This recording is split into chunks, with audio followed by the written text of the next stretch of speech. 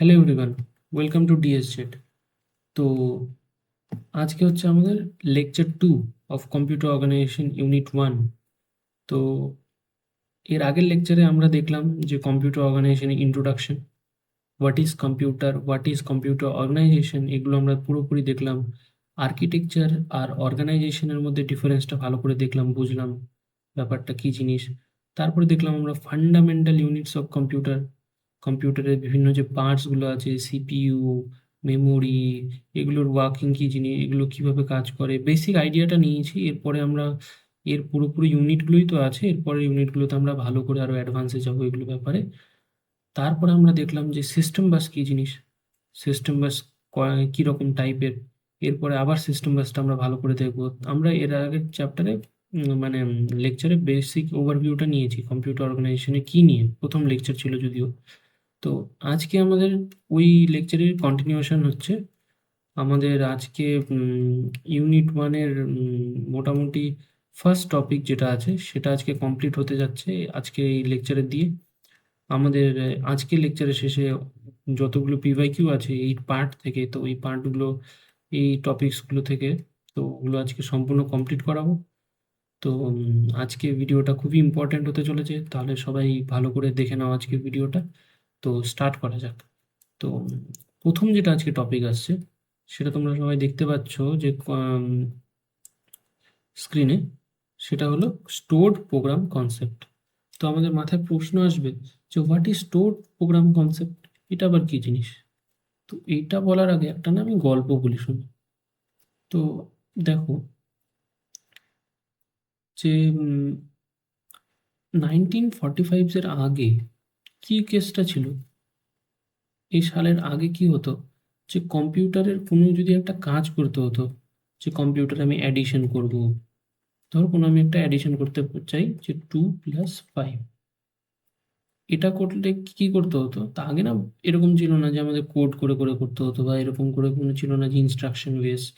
এটা করতে গেলে আগে তোরা এর পরে এই যে তোদের যে এবারই থার্ড সেমে সাবজেক্টগুলো আছে ওটাতে তোমরা দেখতে পাবে যে কিভাবে 2+5 অ্যাডিশন, অ্যাডিশন যে যে থাকে সার্কিটগুলো, সেই সার্কিটগুলো দিয়ে কিভাবে অ্যাডিশন করানো হয়, মাল্টিপ্লিকেশন করানো হয়, এগুলো আমরা প্রত্যেকটা জিনিস দেখবো আর কি। মানে হচ্ছে ডিজিটালে, ডিজিটাল ইলেকট্রনিক্সে প্রত্যেকটা জিনিস থাকবে। তো ওরকমই একটা সার্কিট দিয়ে আগে কম্পিউটারে এরকম অ্যাডিশন করা হতো। তো কি করা হতো কি, আগে অ্যাডিশন করার জন্য একটা কম্পিউটার ইউজ করা হতো, আবার মাল্টিপ্লিকেশনের জন্য আলাদা একটা কম্পিউটার ইউজ করা হতো। এরকম করে ডিভিশনের জন্য একটা কম্পিউটার ইউজ করা হতো। তো এরকম করে কি হতো কি, মানে প্রত্যেকটা আলাদা আলাদা টাস্কের জন্য আলাদা আলাদা কম্পিউটার ইউজ করা হতো। এতে কি হতো, টাইম প্রচুর লাগতো, প্রচুর হার্ডওয়্যার রিসোর্স লাগতো, প্রচুর, মানে এফিশিয়েন্ট তো একদমই ছিল না, কস্টলিও ছিল বিশাল। তো এটা এর মানে এটা আগে এরকমই ছিল, মানে প্রত্যেকটা কম্পিউটারের এতটা অ্যাডভান্স হয়ে যায়নি কি মানে প্রত্যেকটা একসাথে সবগুলো কাজ করতে পারবে। তো আগে কি হতো যে প্রত্যেকটা আলাদা আলাদা ইনস্ট্রাকশনের মানে ফাংশনের জন্য আলাদা আলাদা একটা কম্পিউটার ছিল। তো 1945-এ কি হলো, একজন ছিলেন, তার নাম হচ্ছে ভন নিউম্যান, আর কি ভন নিউম্যান।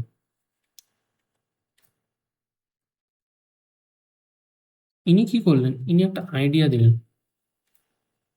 এনার আইডিয়াটা কি, যে আমি এমন একটা কম্পিউটার বানাবো যেখানে আমার কম্পিউটার মাল্টিপল ইনস্ট্রাকশন একসঙ্গে নিতে পারবে। সে মেমোরিকে ইউজ করবে, মেমোরি মানে র্যামকে ইউজ করবে স্টোর করার জন্য ইনস্ট্রাকশনকে,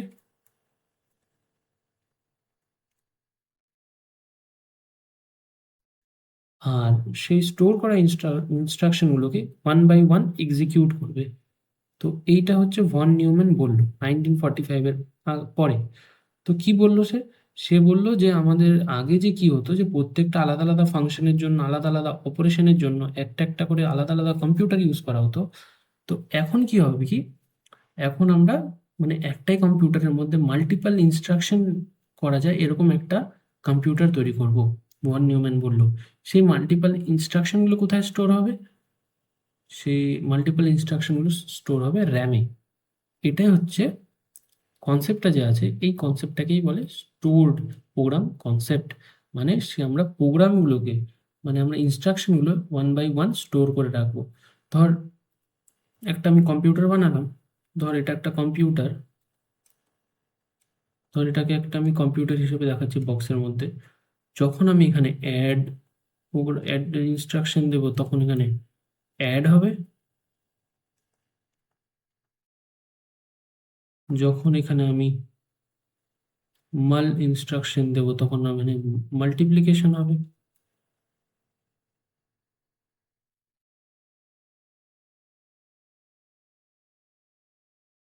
বোঝা গেল? এরকম করে আমি ইনস্ট্রাকশন বেস একটা কম্পিউটার তৈরি করলাম। এটাকেই বলে স্টোর প্রোগ্রাম কনসেপ্ট। দেখ এখানে এখানে ডেফিনিশন দিয়েছি, কারণ ডেফিনেশন খুব ইম্পর্টেন্ট ম্যাকআউটে, যখন তখন দিয়ে দিতে পারে। তো দেখ কি বলেছে, the stored program concept states that both program instruction and the data are stored together in a same memory and the CPU fetch instruction one by one for execution. This concept is proposed by কে বললাম von Neumann, John von Neumann. তো এখানে ওটাই বলেছে, দেখ the program in CPU concepts, both program instruction and the data are stored together in a same memory।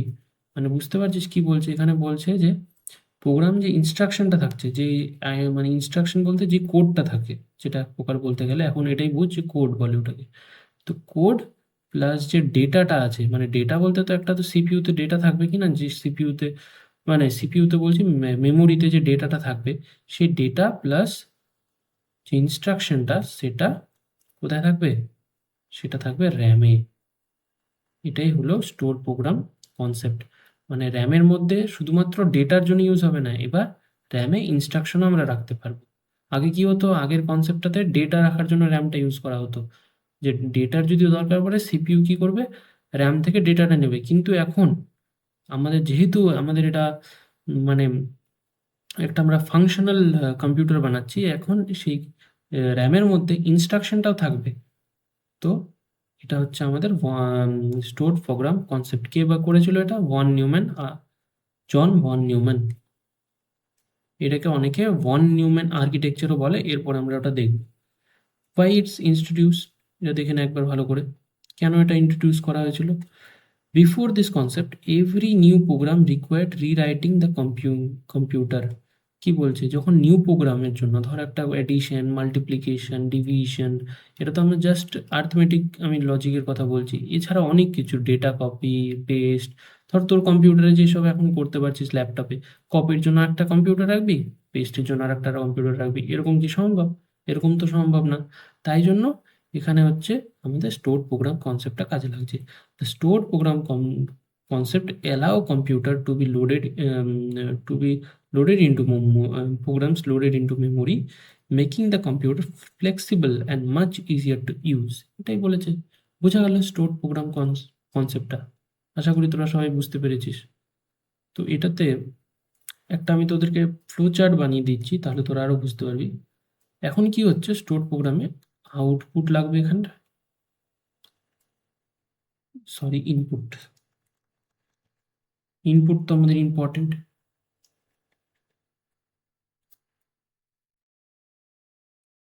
Input ছাড়া তো আমরা দিতে পারবো না।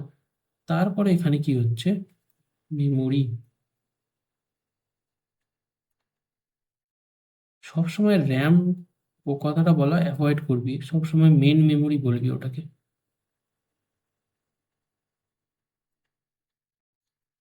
মেমোরিতে এখন কি হয়ে গেছে, প্রোগ্রাম, সরি ইনস্ট্রাকশনস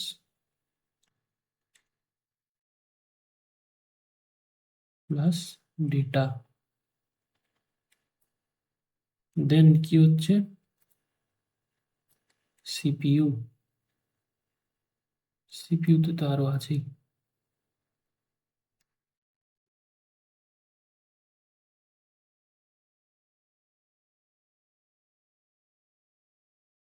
সিপিইউতে কি আছে, সিইউ, ALU রেজিস্টার আর দিয়ে ডিনোট করছি এখানটায়। আর একটা কি আমাদের আউটপুট।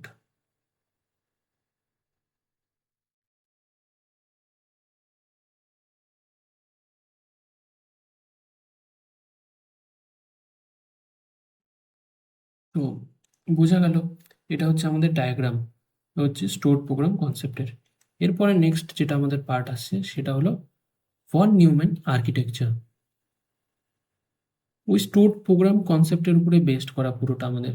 দেখ, ভন নিউম্যান আর্কিটেকচার কি বললো, মানে স্টোর প্রোগ্রাম কনসেপ্ট, এবার ওটাকে অ্যাজ এ আর্কিটেকচার ভাবে তো আমাদের দেখতে হবে যে কম্পিউটারে কিভাবে ওটাকে আমরা নামাতে পারবো, মানে কম্পিউটারে কিভাবে ওটা অ্যাপ্লিকেবল হবে।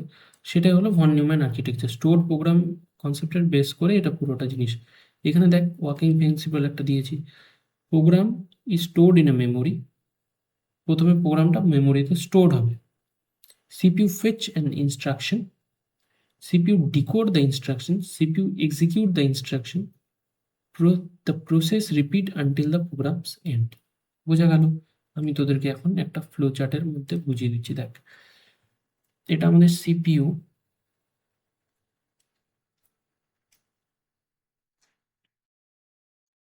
আর এটা আমাদের ইনস্ট্রাকশনস। হুম,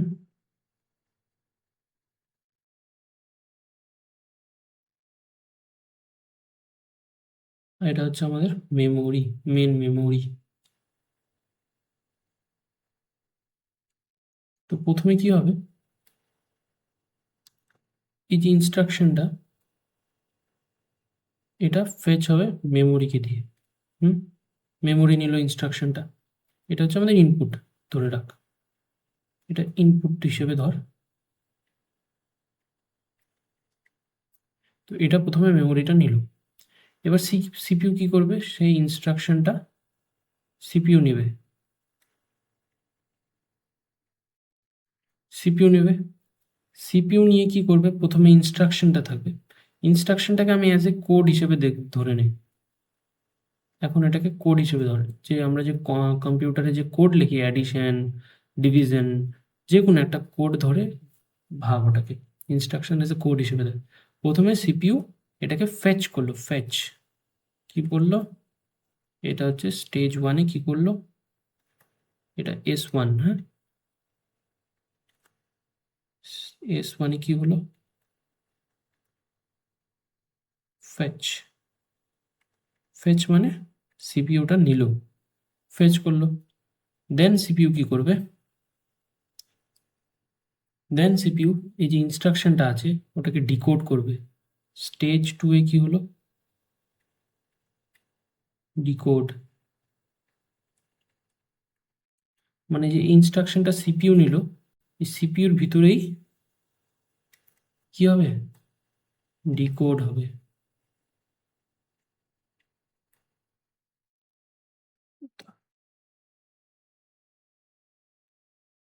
কি ডিকোড হবে, ইনস্ট্রাকশনস।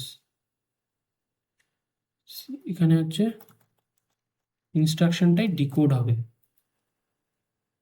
তারপরে কি হবে, এবার সিপিইউ এক্সিকিউট করবে।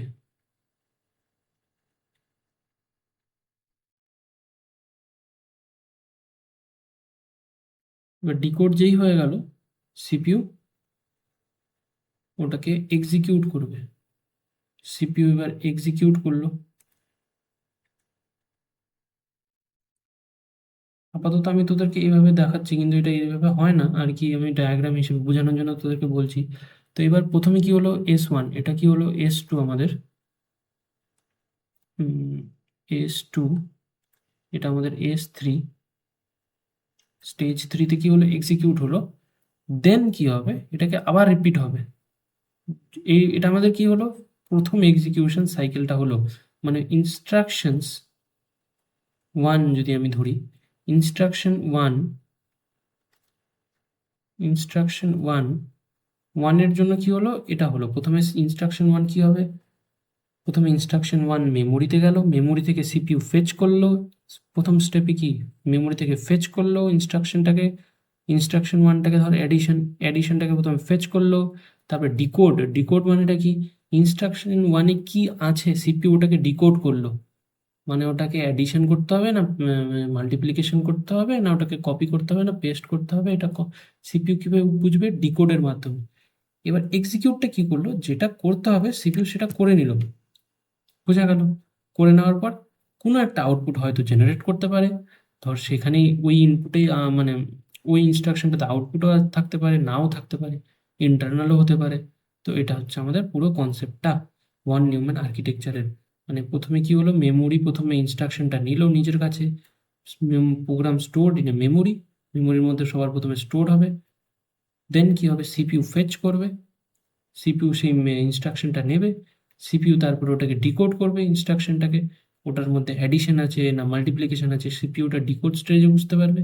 দেন কি হবে, সিপিইউ ওটাকে এক্সিকিউট করবে, যে ওটা এবার এক্স্যাক্টলি কি করতে হবে ওটা সিপিইউ করবে, এক্স্যাক্টলি কি মানে এক্সিকিউশন ফর্মে ওটা সিপিইউ করবে এক্সিকিউশন স্টেজে। দেন এটা রিপিট হতে থাকবে যতক্ষণ না প্রোগ্রামটা শেষ হবে। মানে এটা ধর আমাদের তো ইনস্ট্রাকশন, এবার প্রোগ্রামের মধ্যে অনেক কিছু থাকবে। হুম? তো বোঝা গেল, এই যে প্রোগ্রাম, ধর এটা হচ্ছে প্রোগ্রাম, এবার প্রোগ্রামের মধ্যে ধর কি আছে, আইএনএস ওয়ান থেকে ডট ডট ডট ডট কত পর্যন্ত আছে, আইএনএস 9 পর্যন্ত আছে ধরে রাখ ফর এক্সাম্পল। তাহলে এখানে কি হবে, প্রথমে আইএনএস ওয়ান যাবে, এক্সিকিউট হলো, আবার হয়ে গেল, আইএনএস টু যাবে, এক্সিকিউট হলো, আবার হয়ে গেল, আইএনএস থ্রি যাবে, এক্সিকিউট হলো, ফেচ হলো, ডিকোড হলো, এক্সিকিউট হলো, হয়ে গেল। আবার কি যাবে, আইএনএস থ্রি যাবে, fetch execute decode, fetch execute decode, এরকম প্রত্যেকটা স্টেজে প্রত্যেকটা ইনস্ট্রাকশন যাবে একটা প্রোগ্রামের, বোঝা গেল। তারপরে কি হবে, আউটপুট জেনারেট হবে, বোঝা গেল। তারপরে এখান থেকে কি করবে সিপিইউ, সম্পূর্ণ যখন যেটা হবে সেটা থেকে একটা আউটপুট জেনারেট করবে। এটা হলো আমাদের পুরো ভন নিউম্যান আর্কিটেকচার, বোঝা গেল পুরো ব্যাপারটা। এর কিছু অ্যাডভান্টেজ ডিসঅ্যাডভান্টেজটা দেখে নিই। ইজি টু মডিফাই প্রোগ্রাম, আমি কি বললাম, স্টোর প্রোগ্রাম কনসেপ্টের বেসিসে। কারণ কেন, দেখ আমরা ইজি টু মডিফাই করতে পারবো, আমরা প্রোগ্রামটাকে চেঞ্জ করে দিলাম না, আমাদের এখানে তো সিপিইউ আমাদের ফিক্সড না, যে আমি সিপিইউকে শুধুমাত্র একটা ইনস্ট্রাকশন নেবে আর একটা ইনস্ট্রাকশন নেবে না, আমি এখানে ইনস্ট্রাকশনটাকে চেঞ্জ করে দিলাম, আমার প্রোগ্রামটাকেই চেঞ্জ করে দিলাম, নতুন প্রোগ্রাম আছে, নতুন প্রোগ্রাম আমার সিপিইউ নিতে পারে, যেখানে ইনস্ট্রাকশন ফরম্যাট থাকবে সেখানে আমার সিপিইউ নেবে, যেখানে ইনস্ট্রাকশন আকারে আমার থাকবে, কোডে যদি কোনো ভুল না থাকে, এরর ফ্রি যদি থাকে, তাহলে আমার সিপিইউ এক্সিকিউট করবে প্রত্যেকটা জিনিস। এটা এখানে বলেছে মডিফাই করা যাবে, আমি একটা প্রোগ্রাম হলো দ্বিতীয় প্রোগ্রাম দিয়ে করতে পারি, থার্ড প্রোগ্রাম দিতে পারি, এরকম করে বলছে। ফাস্টার এক্সিকিউশন কেন হচ্ছে, দেখ আগে কি হতো, আগে একটা কম্পিউটারই বানাতে হতো অন্য প্রোগ্রামের জন্য, এখন কি হচ্ছে, আমি এখানে এমন একটা কম্পিউটার তৈরি করেছি যেখানে আমার মেমোরি বেসড হয়ে যাচ্ছে, মেমোরির মধ্যে যেসব প্রোগ্রামগুলো আছে সিপিইউ ওখান থেকে এই মেমোরির কাছ থেকে ডেটা নিয়ে ওটাকেই ফেচ এক্সিকিউট করে আমাদেরকে আউটপুট জেনারেট করছে। তো এটা অনেক টাইম এফিশিয়েন্ট না, আগে একটা আলাদাই কম্পিউটার বানাতে হতো একটা কাজের জন্য, তো এটা অনেক এফিশিয়েন্ট। তো এটা বোঝা গেল। দেন দেখ, নো রিরাইটিং রিকোয়ার্ড, রিরাইটিং দরকার পড়ে না, আগে আলাদা আলাদা কম্পিউটারের জন্য আলাদা আলাদা রিরাইটিং বলছি সরি রিওয়ারিং মানে দরকার পড়তো না আগেকার মানে কম্পিউটারগুলোতে, প্রত্যেকটা ইসের জন্য, মানে আগেকার যে কম্পিউটারগুলো ছিল সেখানে তোরা একটা ডিজিটালে ভালো বুঝতে পারবি, সেগুলো না ট্রানজিস্টর দিয়ে, মানে এখনকার দিনে যেগুলো আছে সেগুলো ট্রানজিস্টর সেমিকন্ডাক্টর দিয়ে চলছে, আগেকার দিয়ে ভ্যাকিউম টিউব দিয়ে চলতো, বুঝলি কম্পিউটারগুলো, যে এই যে এক্সিকিউশন হতো, তো এরকম ভ্যাকিউম টিউব থাকতো, সেই টিউবগুলোর মধ্যে ওয়্যার লাগানো থাকতো এরকম করে। তো ওই ওয়্যারগুলো ধর এরকম অনেকগুলো টিউব ছিল, প্যারালালি কানেক্টেড আছে, কেউ সিরিজে আছে, তো এরকম করে এই টিউবের ধর এই অংশটাকে বন্ধ করতে হতো, এরকম করে এটাকে অন করতে, পারমুটেশন কম্বিনেশন লাগিয়ে আমরা বিভিন্ন টাস্কগুলো করতাম। তো আগে তোর কোনো একটা টাস্কের জন্য এই এটার ভাল্বটা বন্ধ করছি, এটার ভাল্বটাকে অন করছি, এটার ভাল্বটাকে অফ করছি, এটার ভাল্বটাকে অন করছি, এরকম করে করে করতে হতো আমাদের। এখন কি হচ্ছে, এখন এগুলো আমাদের কোনো কিছুরই দরকার নেই, রিওয়্যারিং এর কোনো দরকার নেই, এফিশিয়েন্ট মেমোরি ইউসেজ, এখন আমরা অনেক এফিশিয়েন্টলি ইউজ করতে পারবো। কারণ কেন, দেখ এখানে আমরা এইভাবেই আমরা সিস্টেমটাকে তৈরি করেছি, যতক্ষণ না একটা ইনস্ট্রাকশন কমপ্লিট হচ্ছে আমাদের নেক্সট ইনস্ট্রাকশন আসবেই না মেমোরিতে। এভাবেই আমরা তৈরি করেছি। তো এখানে আমরা মানে একটা প্রোগ্রাম না শেষ হতে আর একটা প্রোগ্রাম আসছে না। তো এইভাবে আমাদের এটা মানে হচ্ছে যে অনেক মেমোরি এটা এফিশিয়েন্ট থাকে। যখন আমাদের পুরোটা কমপ্লিট হয়ে যাচ্ছে মেমোরি, যখন আমাদের এই কাজটা পুরোটা কমপ্লিট হয়ে গেল প্রোগ্রামের, তখন আমার মেমোরিতে এটাকে ডিলিট হয়ে যাচ্ছে মেমোরির থেকে। এটাই হচ্ছে আমাদের, যদি দরকার না পড়ে ডিলিট হয়ে যাবে, এরকম করে আমাদের এটাকে বানানো হয়েছে। Basis of almost all modern computer, এটাই হচ্ছে basis of all modern computers. কিন্তু কারণ এটার উপরে বেস করে প্রত্যেকটা মডার্ন কম্পিউটার আছে। মডার্ন কম্পিউটারে কি আছে? মডার্ন কম্পিউটারে এই তো মেমোরি আর সিপিইউর মধ্যে ইন্টারচেঞ্জ আছে। এটাই হচ্ছে মডার্ন কম্পিউটারের ব্যাপার। এই সিম্পল জিনিসটা হচ্ছে মডার্ন কম্পিউটার। বোঝা গেল? এখানে মেমোরিতে খালি একটা জিনিস অ্যাড করে দিবি, আইএনএস প্লাস ডেটা।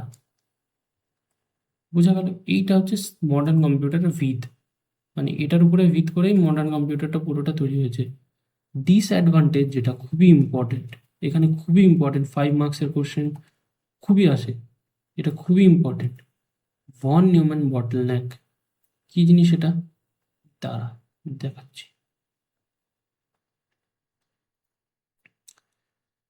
5 মার্কসের কোশ্চেন খুব ইম্পর্টেন্ট। দেখ, ভন নিউম্যান বটলনেকটা কি জিনিস? এটা হচ্ছে একটা মানে টার্মস বলতে পারিস, এটা একটা শব্দ, মানে যেটাকে আমরা টার্ম হিসেবে ধরি। তো এখানেও কি বলেছে দেখ, CPU and memory share same bus for both instruction and data, both only one transfer can occur at a time. The CPU may have to wait, reducing overall performance. এখানে ওটাই বলেছে দেখ, এখন যেহেতু আমরা মেন মেমোরিটাকে ইউজ করছি ডেটার নেওয়ার জন্য, মানে তোদের হচ্ছে কি বলে, ডেটা প্লাস প্রোগ্রামের জন্য মেন মেমোরিটা ইউজ হচ্ছে। তো একটা মেমোরির উপরে প্রচুর পরিমাণে প্রেশার চলে আসছে যে সে ডেটাটাকেও করবে প্লাস আমাদের এখানে ইনস্ট্রাকশনটাকেও করবে, মানে দুটোকেই। আর বাস কি আমরা লাস্ট ডে পড়েছিলাম যে সিস্টেম বাস, তো বাস দিয়ে আমাদের ডেটা, অ্যাড্রেস, কন্ট্রোল এগুলো আমাদের সিস্টেম বাস দিয়ে যায়। এবার কি হয়েছে, যদিও আমাদের যদি মানে সিপিইউ আর মেমোরির মধ্যে বাস আছে, এবার কি করেছে, সেম বাসটা এখন আমাদের ইউজ হচ্ছে সিপিইউ আর মেমোরির মধ্যে। কিসের জন্য? ইনস্ট্রাকশনের জন্য এইটাই বাস ইউজ হচ্ছে, প্লাস ডেটার জন্য এই বাসটা ইউজ হচ্ছে। এবার তুই বল, যখন ইনস্ট্রাকশন ইউজ হচ্ছে তখন আমরা ডেটা করতে পারবো না, আর যখন ডেটা ইউজ হচ্ছে তখন আমরা ইনস্ট্রাকশন করতে পারবো না। কারণ কি বলেছে, বাস সবসময়, এটা আমাদের সিস্টেম বাস, তো এরপরে আমরা আরো ভালো করে করবো, তখন আমরা দেখব যে বাস সবসময় একটাই মানে ট্রান্সফার করবে, মানে এক টাইমে হয় ইনস্ট্রাকশন করবে নয় ডেটা করবে। তো এর ফলে কি হচ্ছে, আমাদের না ডেটাটা মানে ডেটা বলছে টাইমটা বহুত যাচ্ছে। তো সিপিইউ যখন ইনস্ট্রাকশন নিচ্ছে, ইনস্ট্রাকশনে নিচ্ছে, সে ডেটা নিতে পারছে না, ডেটা নিচ্ছে তো ইনস্ট্রাকশন নিতে পারছে না। এতে সিপিইউতে এক্সিকিউশন টাইমটা ইটিটা প্রচুর বেড়ে যাচ্ছে, এক্সিকিউশন টাইমটা বেড়ে যাচ্ছে এর ফলে। তো এতে ওভারঅল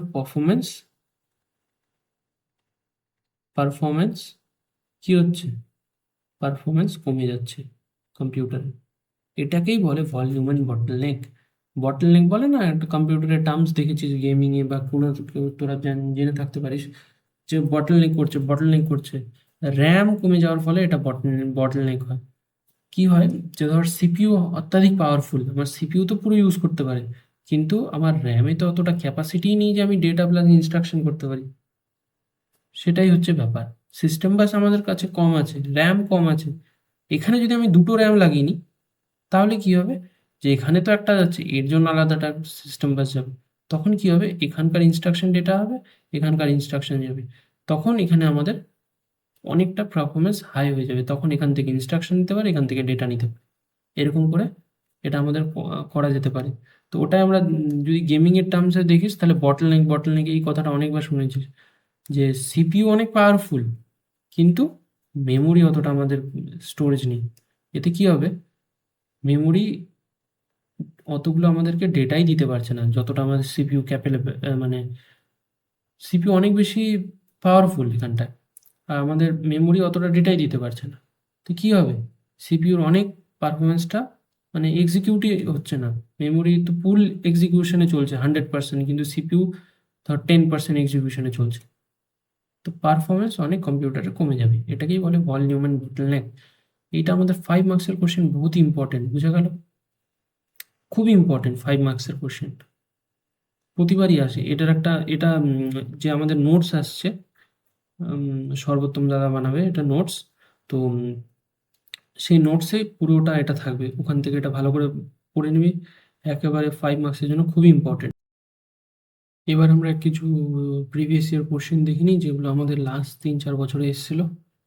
তো ফার্স্টে যেটা আমাদের কোশ্চেন 2022-23-এ এসেছিল, হোয়াট ইজ প্রোগ্রাম কাউন্টার, এটা এখন আমাদের হয়নি, তো এটা আমাদের নেক্সট পার্টে আসবে, এটা আমাদের হয়নি। তো এরপরের লেকচারটা আমাদের এটাতেই আসছে, প্রোগ্রাম কাউন্টার না, আগে আগে তোদের হচ্ছে নাম্বার সিস্টেমটা আগে করতে হবে, কারণ ওটা বহুত জরুরি। ওটা ছাড়া আমরা সিস্টেম বা এর নিউমেরিক্যালস প্রবলেমগুলো সলভ করতে পারবো না। আগে নাম্বার সিস্টেমটা আসবে, তারপরে আসবে রেজিস্টার সিস্টেম বা সেগুলো আসবে পরে। তো নেক্সট পার্টটা কি, which bus is bidirectional. তো এটা আমরা লাস্ট লেকচারে দেখেছি সিস্টেম বাসে। আমি বলেছিলাম যে অ্যাড্রেস বাস কি হয়, অ্যাড্রেস বাস ইউনিডাইরেকশনাল হয়, তো বাই ডাইরেকশনাল কি হবে, data bus and control bus, এগুলো কি হবে, বাই ডাইরেকশনাল। নেক্সট কি বলেছে, 2023-24-এ এসেছিল 1 নম্বরের question, which type of program act as a intermediary between a user of a computer and the computer hardware. So এটা কি বলেছে যে which program as a work, এটাকে তোদেরকে যে বলে দিই, এটা হচ্ছে হবে অপারেটিং সিস্টেম, ওএস। ওএস হচ্ছে কি হয়, ইউজার অ্যান্ড কম্পিউটার হার্ডওয়্যারের মধ্যে ইন্টারমিডিয়ারি হিসেবে কাজ করে। Which type of function of a computer function of A operating system, what is the function of A operating system, এটা হচ্ছে এটাই অ্যান্সার। বোঝা গেল? 2023-24-এ আবার কোশ্চেনটা এসছে, মানে একটাতে এসছে কোশ্চেন, একটাতে এসছে অ্যান্সার, দেখে নে। এখানে এটাই অ্যান্সার, যে অপারেটিং সিস্টেম কি করে, as a intermediary between a user of a computer and computer hardware, এটাই হচ্ছে ওএস-এর ফাংশন। এই ওএস ব্যাপারটা কি না 2023-24-এ এসেছিল, এর আগে কোনোবার ওএস আসেনি, কারণ ওএস আমাদের সিলেবাসে নেই। তো কেন এসেছিল ম্যাক আউটে জানি না, কিন্তু ম্যাক আউট এরকম প্রতিবারই করে যে একটা টপিক এরকম চলে আসে যেটা মঙ্গল গ্রহ থেকে চলে আসে। তো এটাই হয়েছিল এবার, যে 2023-24-এ অপারেটিং সিস্টেমে কোশ্চেন এসেছিল। দেখ এখানেও দেখতে হবে 2023-24-এ 15 মার্কসের কোশ্চেন এসছে, হোয়াট ইজ অপারেটিং সিস্টেম।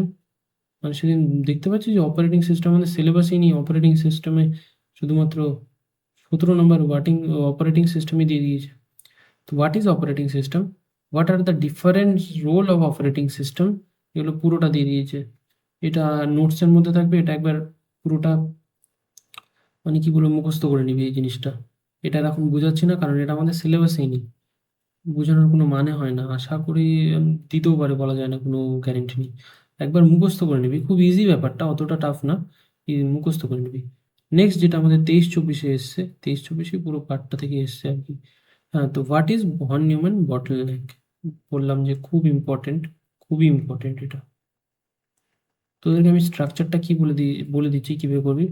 ফার্স্টে কি করবি তোরা, ভন নিউম্যান আর্কিটেকচারটাকে লিখবি পুরোটা, ভন নিউম্যান আর্কিটেকচার, ওর ডিটেলসটাকে, ওর মানে স্ট্রাকচারগুলোকে, ভন নিউম্যান আর্কিটেকচারটা পুরোটা লিখবি।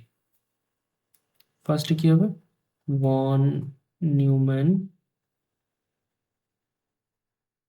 আর্কিটেকচারটা লিখবি পুরোটা, ডায়াগ্রাম লিখবি,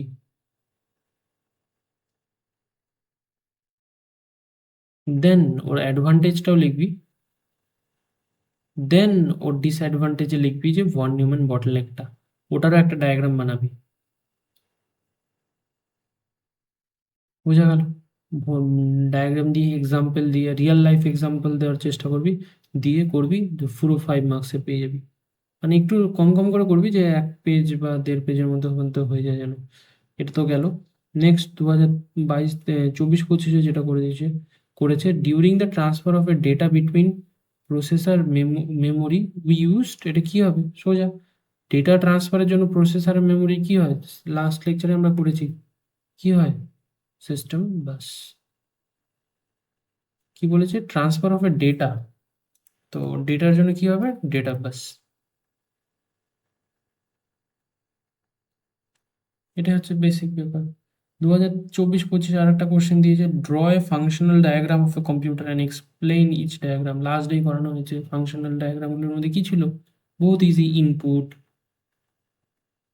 দুটো ডায়াগ্রামও ছিল, দেখবি ভালো করে, ইনপুট, সিপিইউ, মেমোরি, দেন আউটপুট, এগুলো ছিল আমাদের পুরো ফাংশনাল ডায়াগ্রামটা। তো লেকচার আজকে প্রিভিয়াস ইয়ার কোশ্চেনে শুধুমাত্র এই কোশ্চেনটা বাকি থাকলো। বাকি আজকের লেকচারটা তাহলে এই পর্যন্তই থাকলো। নেক্সট লেকচারে আমরা নাম্বার সিস্টেম স্টার্ট করব, তারপরে আস্তে আস্তে আমাদের পুরো ইউনিট 1টা কমপ্লিট হবে। আশা করি তোরা সবাই বুঝতে পেরেছিস এই লেকচারটা পুরোটা। আজকে আমাদের মূলত ফার্স্ট টপিকটা শেষ হলো ইউনিট 1-এর। তো ঠিক আছে, thank you everyone for watching this and by.